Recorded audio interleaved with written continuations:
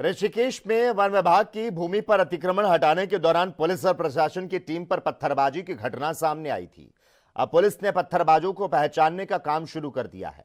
SSP Dehradun के अनुसार उकसाने वालों और पत्थरबाजी करने वालों की पहचान की जा रही और इसके लिए फोटो, वीडियो और ड्रोन से ली गई कवरेज का इस्तेमाल किया जा रहा। इस घटना में अब तक 6 लोगों की गिरफ्तारी हो चुकी है और पत्थरबाजों के फोटो और वीडियो जारी किए गए हैं।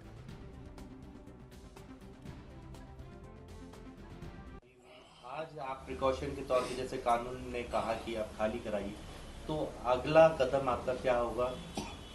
इस ऋषिकेश के प्रकरण में माननीय सर्वोच्च न्यायालय द्वारा एक इसमें निर्देश दिए गए थे, जिसमें फॉरेस्ट विभाग को था कि जो जमीनें फॉरेस्ट की हैं, जिस पर अनाधिकृत रूप से या अवैध रूप से लोगों ने कब्जा किया हुआ है, उनकी पैमाइश करके उसकी एक स्टेटस रिपोर्ट मांगी गई थी। उस माननीय सर्वोच्च न्यायालय के निर्देश के क्रम में फॉरेस्ट विभाग द्वारा प्रशासन और पुलिस से मदद मांगी गई थी और लगातार 2 दिन से ये पैमाइश और ऐसे लोगों को चिन्हित करके भूमि खाली कराने का अभियान चल रहा था, जिसमें जो फॉरेस्ट की सरकारी जमीनों पर कब्जा अनाधिकृत रूप से कब्जा किया गया था। इसमें 2 दिवस में भी काफ़ी सारा प्रतिशोध, क्योंकि काफ़ी सालों से लोग वहाँ पर कब्जे में थे। कुछ लोग उसमें, किसी लोग को धोखाधड़ी से भी कुछ लोगों ने ज़मीन बेची थी इसको अपनी बताकर। तो सारी चीज़ों को देखते हुए मॉब में एक रिजेंटमेंट था और कल बार बार क्योंकि समझाने के बाद, चूँकि माननीय न्यायालय के आदेश हैं और इसमें उसको कंप्लायंस के लिए सभी को समझाने के उपरांत भी उसमें काफ़ी सारे लोग उग्र हो गए थे और रेलवे ट्रैक पर जाम कर दिया था।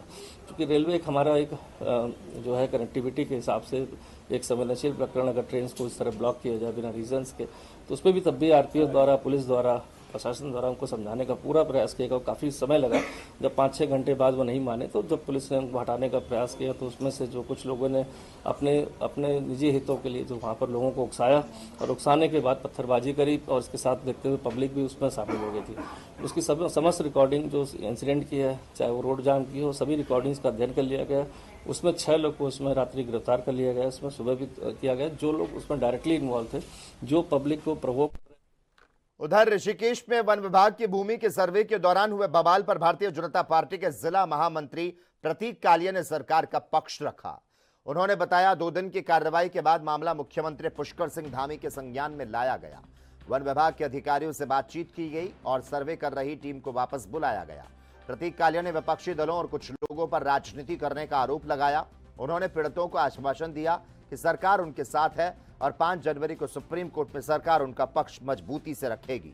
साथ ही उन्होंने लोगों से जागरूक रहने और किसी भी गलत कदम से बचने की अपील की।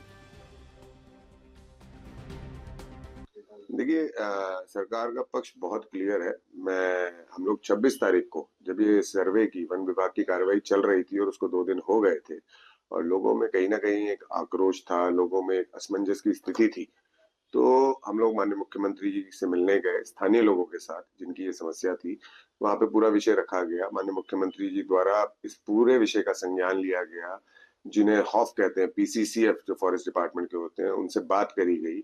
बात में कई चीजें हुई। क्योंकि ये कोर्ट का मामला है, तो मैं अभी मीडिया के माध्यम से तो नहीं बता सकता आपको, परंतु वहां बात करी गई और कहीं ना कहीं राहत किस प्रकार से लोगों को पहुंचाई जाए और ये असमंजस की स्थिति जो पैदा हो रही है, क्योंकि कई लोग इसमें राजनीतिक रोटियां सेकने का भी प्रयास कर रहे थे और लोगों को बरगलाने का काम कर रहे थे, तो उसको किस प्रकार से रोका जाए, उस पर कहीं ना कहीं गहन चिंतन और विचार हुआ और अधिकारियों से भी वार्तालाप हुई।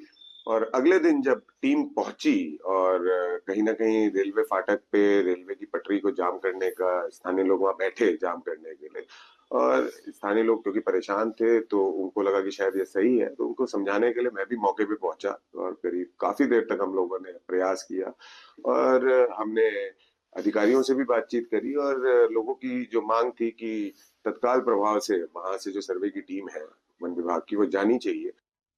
नए साल के स्वागत में सरोवर नगरी नैनीताल में भारी संख्या में पर्यटकों के पहुंचने के मद्देनजर नैनीताल पुलिस ने यातायात व्यवस्था को सुचारू बनाए रखने के लिए कड़े कदम उठाए हैं। 31 दिसंबर को जैसे जैसे नए साल की दस्तक के लिए समय घट रहा है, नैनीताल और आसपास के क्षेत्र में पर्यटकों का दबाव बढ़ता जा रहा है। इसी वजह से पुलिस ने बाइक से नैनीताल जाने वाले पर्यटकों पर पूरी तरह से रोक लगा दी है। हल्द्वानी के काठगोदाम से आगे अब कोई भी पर्यटक बाइक से नैनीताल नहीं जा सकेगा। यह कदम पहाड़ी मार्गों पर जाम और दुर्घटनाओं को रोकने के लिए उठाया गया। स्थानीय निवासियों को पहचान पत्र दिखाने पर छूट दी जा रही है। नए साल के मौके को लेकर के बात की जाए तो नैनीताल में जो पहुंचने वाले पर्यटक है उनकी संख्या बेहद ज्यादा होती जा रही है और उसी को लेकर के नैनीताल के एसएसपी के द्वारा दिशा निर्देश दिए गए थे मुख्यमंत्री के निर्देशों के बाद से कि जो यहाँ पर यातायात व्यवस्था है वो सुदृढ़ की जाए और यात्रियों को दिक्कत ना हो, जो पर्यटक है उनको दिक्कत ना हो। उसके साथ साथ कानून व्यवस्था सही बनाए रखने को लेकर के लगातार जो पुलिसकर्मी है वो लगातार यहाँ पर जो है मौके मुआयने बने हुए हैं। मेरे साथ मौजूद है हल्द्वानी के सीओ अमित कुमार जी, उनसे बात करते हैं कि किस तरह की तैयारी यहाँ पर लगातार वो देख रहे हैं, क्योंकि लंबे समय से यहाँ पर जो पूरी व्यवस्था है उनको तो देखी जाती है। सर, आज की बात की जाए तो नैनीताल में दबाव ज्यादा है, भीड़ का, पर्यटक लगातार पहुंच रहे हैं। आज की क्या गाइडलाइन आप लोगों की तरफ से जारी की गई और कौन कौन लोग वहाँ पहुंच पा रहे हैं और अभी की क्या स्थिति है? रेस्पेक्टेड एसएसपी नैनीताल सर के लीडरशिप में ये पूरा ट्रैफिक प्लान बन रखा है और जो भी दिशा निर्देश ऊपर से आए हैं उनको 100% इम्प्लीमेंट किया गया है। उसमें यही है कि जो हमारा ट्रैफिक है उसको सिटी से न ला के बाहर से डाइवर्ट किया गया है। तो अभी आप देख सकते हैं, जो अभी हम यहाँ तल्ला काठगोदाम चौकी पे खड़े हैं, यहाँ से जो हमारा ट्रैफिक है वो कैची और नैनीताल के लिए जा रहा है और अल्मोड़ा के लिए जा रहा है। तो उनमें स्टिकर लगाए जा रहे हैं और प्रॉपर उनका डेस्टिनेशन जहाँ है वहाँ के लिए उनको गाइड किया जा रहा है। अभी आप देख सकते हैं कि 2 व्हीलर अभी बैन कर दिए गए हैं, उनको नीचे यहाँ पे इंटर कॉलेज है वहाँ पर पार्क कराया जा रहा है और शटल सेवा के माध्यम से ऊपर जाने के लिए रिक्वेस्ट की जा रही है। तो जितनी वहाँ कैपेसिटी है उसी के अकॉर्डिंग गाड़ियाँ छोड़ी जा रही हैं या उनकी बुकिंग से उसको देखा जा रहा है। तो प्रॉपर सिस्टमेटिक तरीके से जिनका अपना बुकिंग है या अपना स्पेस है उनको जाने दिया जा रहा है, जिनके पास अपनी बुकिंग या स्पेस नहीं है उनको शटल के माध्यम से फैसिलिटेट किया जा रहा है। सर, इसके अलावा बात की जाए तो जो पर्यटक यहाँ से नैनीताल पहुँचते हैं तो रास्तों में जो है तमाम तरीके की जो है प्रतिक्रिया करते हुए नजर आते हैं, तो वो सब चीज़ों को देखते हुए पुलिस ने क्या यहाँ पर निर्देश दिए हैं और जो बाइकर्स हैं उनके लिए क्या निर्देश है, क्योंकि जो अराजक तत्व है उनका भी ज़्यादा बोलबाला रहता है, उसको लेकर क्या निर्देश है? इसमें जगह जगह पे सुपर जोन्स में डिवाइड हुआ है, जोन्स में डिवाइड हो रखा है और नीचे सेक्टर्स में डिवाइड हो रखा है हमारा एरिया। तो सभी पॉइंटों पे डाइवर्जेंस पे हमारे पुलिसकर्मी मौजूद हैं और मोबाइल टीम्स भी मौजूद हैं। इसमें एसपी लेवल के भी काफ़ी सीनियर्स हैं, उनके अंडर काफ़ी सीओज हैं और उनके अंडर काफ़ी इंस्पेक्टर एसएचओ भी मोबाइल हैं, जिससे कि जो रोड पे हुड़दंगी या कुछ इस तरह की हरकत करेंगे उनको कठोरता से निपटने के लिए पुलिस तैयार है। सर, आपसे आखिरी सवाल ये, मुख्यमंत्री पुष्कर धामी जी ने भी कहा है कि 5 जनवरी तक जो है पूरी जो व्यवस्था है वो देखनी है।